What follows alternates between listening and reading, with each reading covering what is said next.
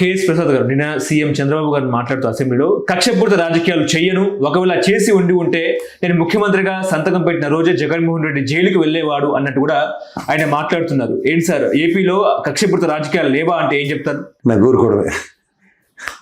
88 పేజీలకు ప్రజాప్రతినిధులు ప్రజాస్వామ్యంలో నిజంగా డైరెక్ట్గా ఎలక్షన్స్లో పోరాడిన వాళ్ళు జైలుకి వెళ్ళిన ఉదంతాలు విత్ స్టాటిస్టిక్స్తో ఉన్నాయి.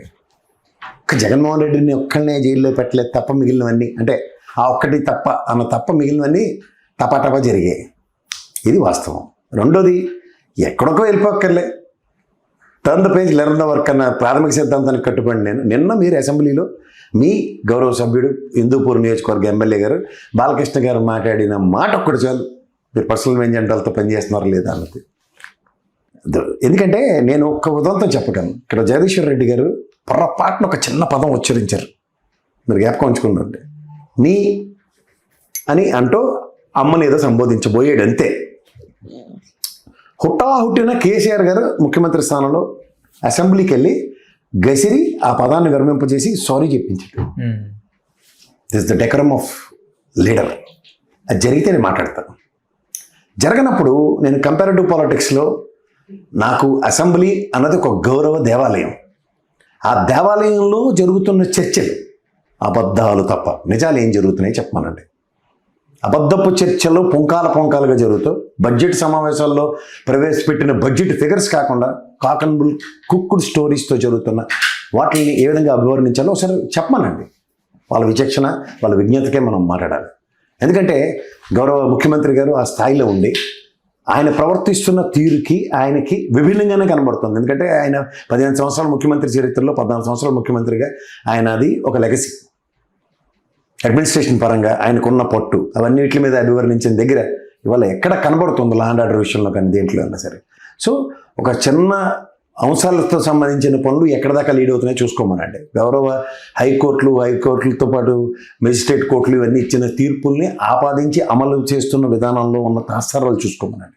నిన్న కాక మొన్నే కదా సోషల్ మీడియా ఇట్లా యాక్టివిటీస్ల మీద గౌరవ హైకోర్టు ప్రతిస్పందించిన దాంట్లో where is the responsibility of government అన్నిటితో ముడిపెట్టి చూసిన తర్వాత అసెంబ్లీ సమావేశాల్లో ఒక స్టేట్మెంట్ ఆ స్థాయిలో ఆ హోదాలో ఆయన ఇవ్వడానికి సముచితం అనుకుంటే ఆయన విజ్ఞతకి. నాపై 17 కేసులు పెట్టారు గత ప్రభుత్వం అన్నట్టు కూడా ఆయన మాట్లాడినారు.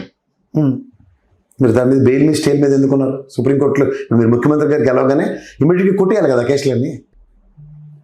Skill development case which is got established with ఎవిడెన్సెస్తో గౌరవ న్యాయస్థానంలో ఉన్నాయి. మీరు కూడా మీ లోద్రా గారిని పెట్టుకుని 17A వర్తించదని వాదించారు తప్ప దీంట్లో ఈ కేసుకి నాకు సంబంధం లేదు అన్నది ఎక్కడ వాదనలు లేవు. చూసుకోమనండి ఒకసారి రికార్డులు. రెండోది, ఈ లిక్కర్ స్కామ్లో ₹1,00,000 పూచికత్తో ఉన్నారు మీరు బెయిల్ మీద. అది రెండో ఎగ్జాంపుల్. మీకు దాంట్లో ఏముంది? మీకు 500 కోట్ల పైచిలకన్నా అగ్రిగేట్ సంవత్సరానికి రావాల్సిన లిక్కర్ ఫీజులు ఏదైతే ఉన్నాయో, లిక్కర్ షాపులు కానీ వైన్ షాపులు అండ్ యాజ్ వెల్ యాజ్ బార్లు, ఇవి ఎక్స్చెక్కర్కి 3,500 crores నష్టం కలిగించారనే అభియోగంతో మీ మీద కేసు కట్టబడింది. కాదని కాంట్రడిక్ట్ చేయగలరా? మీరు ఇష్యూ చేసిన జీవోలు ఫీజు రద్దు చేస్తున్నవి ఎవిడెన్సెస్ కింద ప్రూవ్ చేయబడ్డాయి. ఇంక మిగిలిన కేసులు outer ring road, inner ring రోడ్లో జరిగిన అవకతవకల మీద ఎక్కడికక్కడ స్టేలు నిర్వహించుకొని కోర్టులు ముందుకు వెళ్ళకపోతే మీరు సత్యశీలులా కాదా అన్నది మేము నిర్ణయించడానికి గౌరవ న్యాయస్థానం ఇచ్చేదాకా వేచి చూడాలి. సో ఇట్లా మీరు 17 కేసెస్ మీద ఆపాదించబడిన వాటిలన్నింటిలో మీరు బెయిల్ మీదే ఉన్నారు తప్ప ఏ కేసులోనూ లేదా స్టేల్ మీద ఉన్నారు. మా అయితే మీరుగా నిర్ణయించుకున్న స్వతంత్ర ప్రతిపత్తితో ఆ శ్రీనివాస్ గడికి క్లీన్ చిట్ ఇచ్చి రెడ్ కార్పెట్ వేసి తీసుకొచ్చారు. ఇంకెప్పుడు అలా చేయకండి అని చెప్పి హెచ్చరికలతో అది న్యాయస్థానం అదే హెచ్చరికలు చేసి మీకు కూడా అదే ఎక్స్క్యూజెస్ ఇస్తే then will definitely salute you. Before that how can we? ఇది ప్రజాస్వామ్యం. నిన్న హోంమంత్రి గారు కూడా మాట్లాడుతూ గత 5 ఏళ్లలో రాష్ట్రాన్ని గంజాయి రాష్ట్రంగా మార్చారు.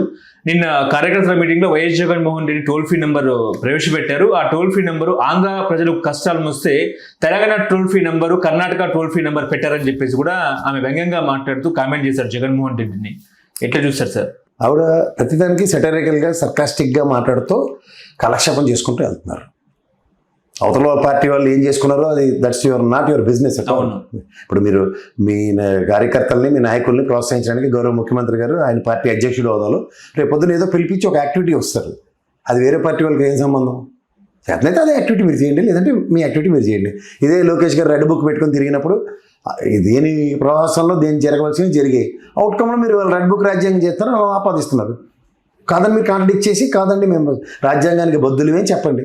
అప్పుడు హైకోర్టును మిగిలిన కోర్టులు కూడా కన్విన్స్ అయ్యి కరెక్ట్గానే చేస్తారని చెప్తారు. కానీ అది చెప్పట్లే కదా. మీకు అనుగుణంగా మలుచుకుని మీరు చేస్తున్న రాజకీయ విన్యాసాలకు ప్రజలు నిక్కచ్చిగా నిస్వార్థంగా చూస్తున్నారు.